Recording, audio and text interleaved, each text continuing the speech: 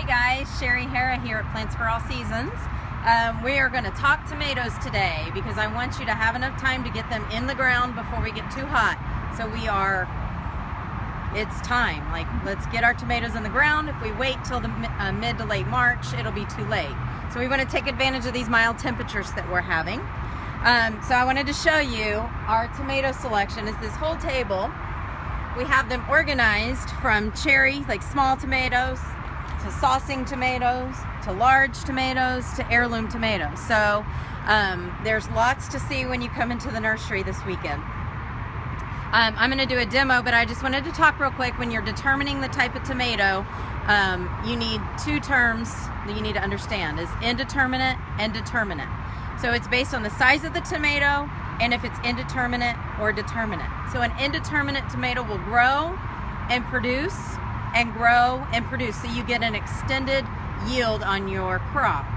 If you like to sauce and can and freeze and do all that, you want to do a determinate type of tomato because they will grow and produce all at one time. You'll have tons of tomatoes so that you have enough to do something with.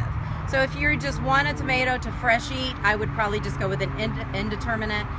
If you have a plan and you want to fill your freezer with fresh tomatoes, then I would do a determinate. So I'm going to do a demo over here, and I'm going to use my favorite tomato. My favorite is the sugary. It's like the ones that come in those little domes at the grocery store, the little cherubs. It's a small, I'll show you. That's Juliet. Oh, sorry, Juliet, sorry. Juliet and sugary are both great, but the Juliet is the one that comes in those little domes. And I'm going to show you how to plant. The first thing you need to do is get a good soil or compost. If you're doing it in a raised garden bed and you just need to add a good compost like the leaf mold compost. If you're doing it in a pot, you can use something like the Strawberry Fields. It's Fox Farms' new soil, and it's for vegetables and fruits. What makes it special is it's going to feed for about 8 weeks on its own, and then you can start your feeding schedule. But it also has 1% calcium in it, which is very important when we're talking tomatoes. So I'm going to show you guys how to plant this. I know I've done demos before. You take the pot off just like that. And we're going to plant 80% of this plant under the ground. You do not do this with anything but tomatoes. So see how I'm pulling all these leaves off? You'll pull all the leaves off like this. And we're going to put this plant under the ground until the top is the only thing hanging out. We're going to dig our hole. In the bottom of our hole, now the Strawberry Fields we don't necessarily have to feed in, but if you were doing this at home in your raised garden bed, you'll want to add a little bit of plant food, something organic, of course, because you're growing them on your own, like the Happy Frog or the Micro Life. So you'll put about 2 or 3 tablespoons of each one of these in the bottom of the hole. In this deep, deep hole we have here, we are going to plant it just like this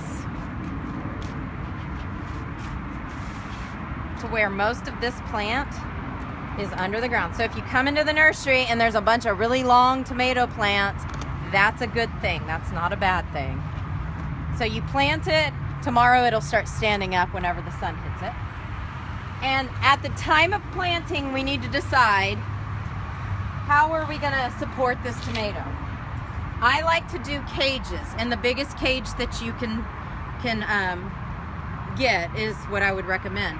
I do cages because I'm busy and I don't get out to my tomatoes all the time, and tomatoes grow fast. So if I don't get out to my tomatoes for a week and they've grown this tall, they're not going to flop if they're in a cage.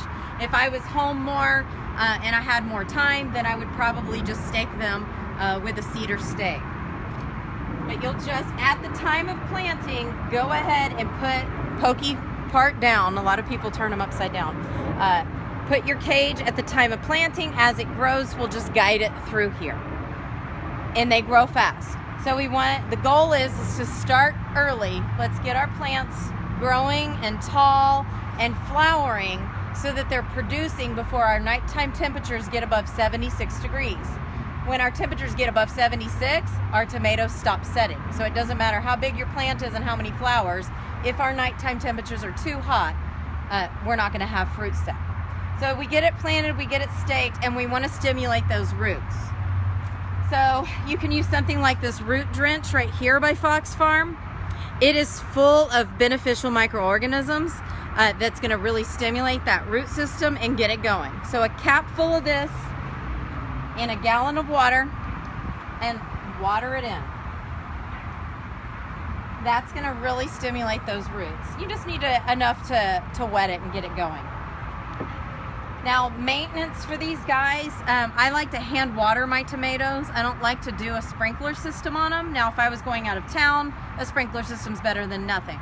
But I like to hand water them because you don't want your foliage of your tomatoes to stay wet.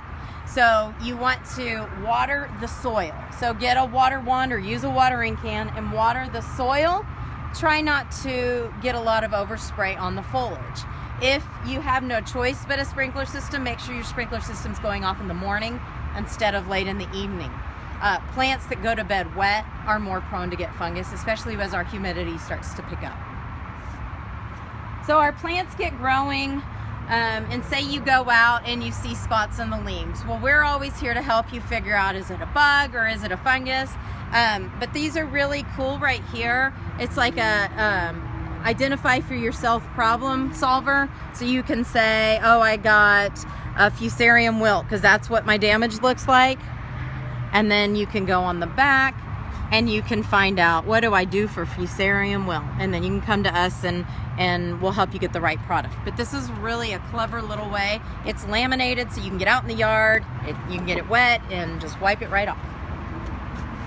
Another good thing to do is plant basil around your tomatoes or near to your tomatoes. Basil has natural fungicidal qualities.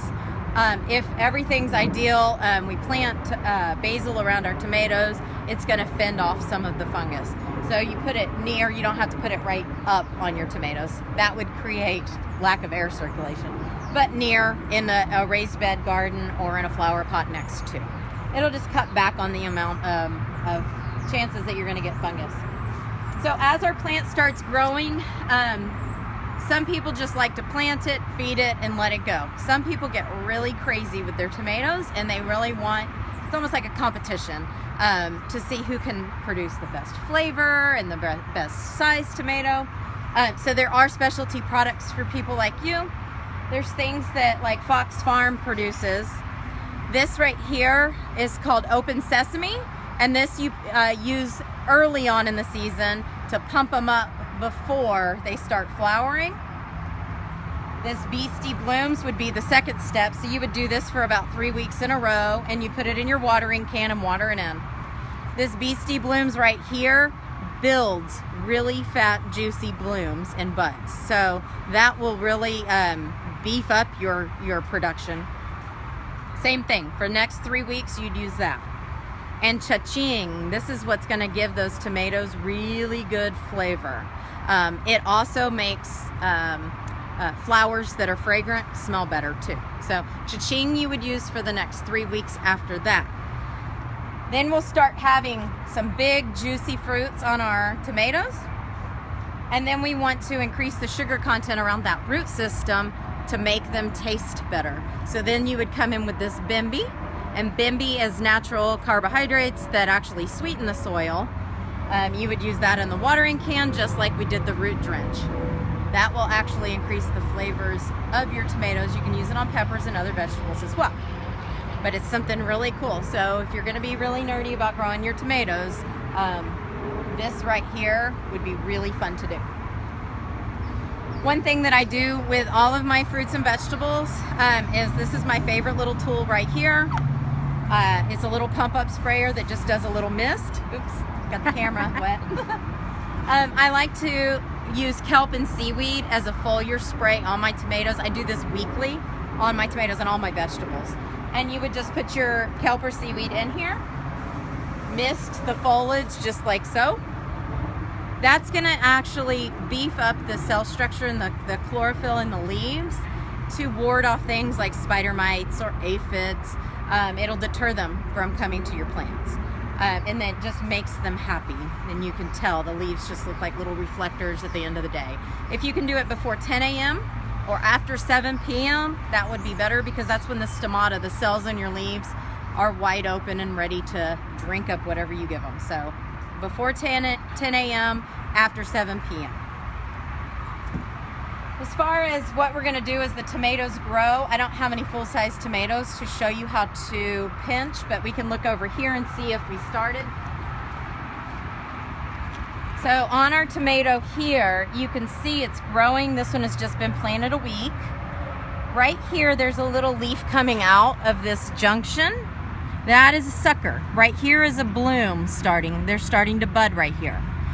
So anytime, and suckers get really big and they start looking like another branch. So we want to pinch the suckers off as it grows. This sucker will never do anything. It won't bloom and produce, and it really just takes nutrients from your fruit production. It takes energy away from the actual fruit. So we want to pinch those suckers off as they grow.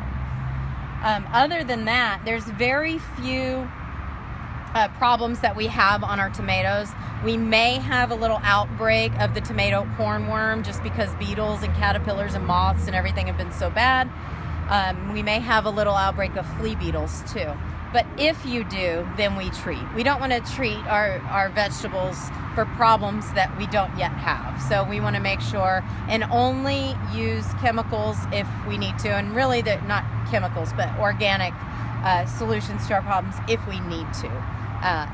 Once we get the problem. So just watch your tomatoes, just visit them as frequently as possible. They grow fast. Like this has been in here for a week and it was just a little nub sticking out of the ground. So they will grow quite fast. As this grows up, we'll just kind of guide it through. Once it gets to the top, you just walk away and leave it alone. And then we'll have tomatoes here soon. So that's my little bit on tomatoes. And we are here. We'll be here all day, Saturday and Sunday, ready to help you with all your planting endeavors. So we're here. Thank you. We'll see ya.